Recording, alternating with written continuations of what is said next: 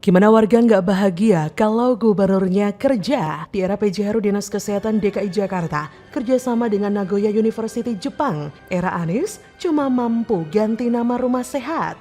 Mereka sangat kagum dengan layanan yang ada di RSUD Tarakan dan akan menjajaki bila mana untuk peningkatan kompetensi SDM bisa kita lakukan kerjasama di kemudian hari. How health service is provided in this hospital because this is the tertiary hospital. So this is my first time to visit Indonesia. So I don't know how the situation, but from the level of the development of the Jakarta city, I expect that the level is very good. I just see the buildings, and this building is very nice. So from the building, I feel maybe the level is almost the same. Penamaan ini sebagai doa. Mudah-mudahan dengan adanya rumah-rumah ini, maka warga Jakarta menjadi lebih sehat. Kita berharap agar mindset ini nanti muncul di dalam pengelolaan rumah sakit juga. Jadi kita ingin sekali bahwa masyarakat di Jakarta nantinya melihat fasilitas-fasilitas yang ada sebagai fasilitas untuk sehat. Rumah sehat ini yang kita luncurkan hari ini. Kepentingan Anies mengganti nama rumah sakit itu nampaknya bukan untuk memotivasi atau mengubah pola pikir masyarakat, melainkan semata-mata untuk panggung pencitraan agar namanya terus disebut oleh media. Jadi apa manfaatnya? Ganti nama dari rumah sakit jadi rumah sehat. Ini Aniesnya yang sakit. Dinas Kesehatan DKI Jakarta menerima kunjungan delegasi Nagoya University Graduate School of Medicine, Jepang. Kunjungan dilakukan untuk melihat secara langsung sarana dan prasarana yang ada di RSUD Tarakan dan Puskesmas Kecamatan Jatinegara. Head of Nagoya University's Department of Healthcare Administration, Yamamoto Eiko, mengaku baru kali pertama berkunjung ke Indonesia. Dalam kesempatan ini pihaknya ingin melihat dan belajar terkait pelayanan rumah sakit di Jakarta, termasuk infrastruktur di Rumah Sakit Jakarta. Menurut Yamamoto, secara garis besar tidak ada perbedaan pelayanan serta fasilitas yang ada di Jepang, kecuali arsitektur bangunan gedungnya. Wakil Direktur Pelayanan RSUD Tarakan, Weningtyas Purnomorini mengutarakan kedatangan para delegasi dari Jepang ini juga sekaligus ingin melakukan penjajakan kerjasama dalam pengembangan kompetensi sumber daya manusia atau SDM berbentuk fellowship pelayanan jantung, kanker, dan stroke. Ia menambahkan kerjasama nantinya bisa dalam bentuk pelatihan bedah toraks dan e-kardiovaskular untuk kelainan jantung pada anak. Dengan harapan penjajakan kerjasama ini bisa meningkatkan ilmu para dokter di RSUD Tarakan. Apa yang dilakukan oleh Dinas Kesehatan Jakarta era PJ Heru Budi tentu sangat berbeda jauh dengan era Anies. Di era Anies dulu, bukannya menambah fasilitas atau menjalin kerjasama atau meningkatkan kemampuan SDM, tapi yang Anies lakukan justru merubah nama rumah sakit menjadi rumah sehat. Itu doang? Waduh, Anies nggak pernah berubah. Ia selalu yakin dan percaya bahwa gagasan dan kekuatan kata-kata tak boleh diremehkan. Baginya, tanpa kata-kata, gagasan tak akan muncul.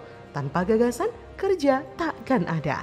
Meskipun kenyataannya kerjanya nggak jelas dan amburadul, sering ambruk dan roboh pula.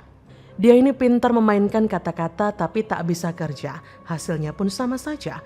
Rumah sakit diganti jadi rumah sehat.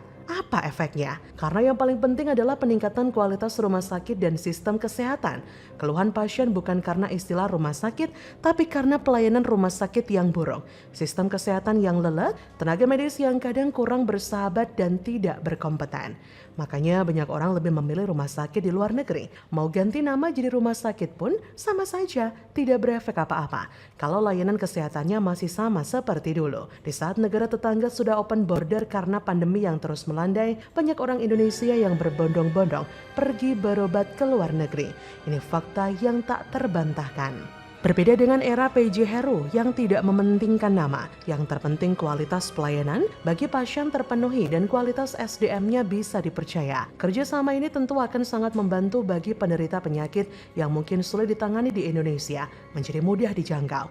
Semoga dengan adanya kerjasama ini membantu mempercepat penyembuhan pasien dan meningkatkan kualitas SDM-nya. Ya begitulah perbedaan mendasar antara orang yang serius menyejahterakan warganya daripada mementingkan kepentingan pribadi semata.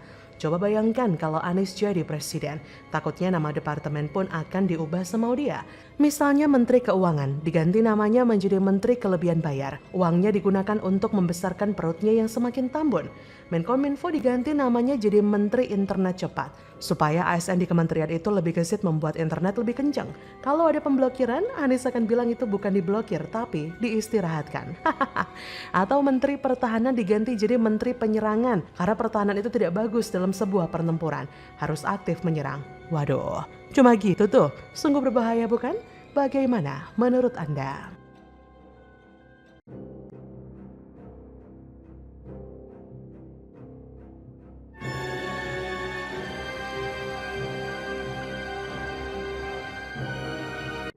Jelekin penanganan COVID-19 di luar negeri, pencitraan apa lagi ini Pak Anies? Ditulis oleh Widodo SP dari laman siwar.com. Anies nilai penanganan COVID pemerintah pusat buruk. Ini menurut saya sangat lucu sekali. Dia ngomongnya kepada orang-orang yang tidak tahu. Padahal saya masih tahu betul lah, Anies itu pada waktu itu menjanjikan lab COVID-19. Tetapi ternyata sampai hari ini pun juga tidak ada rimbanya. Tidak ada wujudnya, dan bahkan ada berita yang menyebut Anies Baswedan juga pernah menyerah lah, alias meminta pemerintah untuk mengambil alih penanganan COVID-19 di Jabodetabek. Itu apa termasuk? Apa Anies Baswedan di sini ngomongin dirinya sendiri? Ya bisa jadi ngomongin dirinya sendiri, karena kalau penanganan COVID di Indonesia sudah diakui oleh dunia. Bahkan juga pemerintah Australia juga pernah memuji penanganan COVID-19 yang dilakukan pemerintahan Indonesia karena terbukti mengurangi jumlah kasus setiap harinya. Diundang untuk bicara sebagai orang biasa dalam tanda kutip di tengah kondisi COVID yang sudah mereda dan dianggap sebagai endemi, Anies ngoceh alias ngebacot di sebuah acara yang diadakan oleh Universitas Australia Internasional. Kesimpulan Wan Sumur Resapan selama ini ternyata dia menganggap kalau penanganan COVID-19 oleh pemerintah pusat di Indonesia termasuk buruk. Ia berkata begini, "Lihat saja cara respon Menteri Kesehatan, selalu negatif pada kami. Kami tidak sejalan dengan pemerintah pusat cara menangani COVID, khususnya Menteri Kesehatan," kata Wan Sumur. Ex-Mendikbud gagal itu juga bercerita saat Pemprov Jakarta disebutnya memberikan hasil evaluasi dan penelitian pada Menteri Kesehatan, lantas direspon negatif oleh sang menteri. Ia berkata, respon mereka itu negatif. Mereka tidak percaya COVID. Satu kami kirim sampel dari pasien COVID di Jakarta pada Menteri Kesehatan. Tapi kami tidak pernah diberitahu hasilnya. Karena itu saya melakukan pendekatan berbeda, yaitu menjaga kepercayaan warga Jakarta. Statement Anies kok kayak orang bohong gede ya. Itu asumsi saya begitu mengetahui kalau ex-gubernur hasil politisasi ayat dan mayat itu menuding penanganan COVID pemerintah pusat begitu buruk. Menilai itu kan kudu lihat secara luas bro, dalam durasi tertentu dan mempertimbangkan banyak faktor. Kalau cuma merasa diabaikan begitu saja terus curhat ke publik di luar negeri, keluar-keluar ngebacot nyinyiri pemerintahan sendiri yang dianggapnya nggak tahu apa-apa dan bisa dibodoh-bodohi, entah apa sebutan yang pas untuk orang ini. Padahal di dalam negeri, orang pada ribut gara-gara kebijakan dia sendiri soal pemberian IMB secara ilegal kepada warga kampung Tanah Merah yang sedang membutuhkan penjelasan dan tanggung jawabnya. Dia malah kowar-kowar ngebacot soal COVID sambil merasa dirinya kayak orang yang paling hebat, yang paling pahlawan, paling lebay sih iya.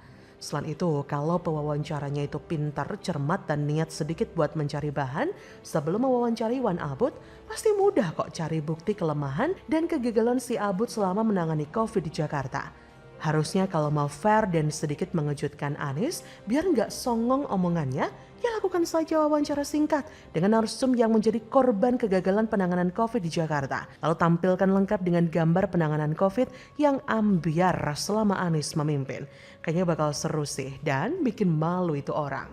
Namun, mungkin harapan kayak gitu juga nggak akan kesampaian karena pastinya ada deal-deal khusus sebelum wawancara diadakan, alias settingan, supaya apapun obrolan yang terjadi, maka dipastikan nggak akan ada yang merugikan Anies. Kan ceritanya mau bikin narasi untuk pencitraan menjelang Pilpres 2024. Gimana mau bisa jujur hasilnya? By the way, apa kabar yang katanya mau bangun lab terbesar untuk penelitian COVID? Mana buktinya? Ngibul lu. Bagaimana menurut Anda?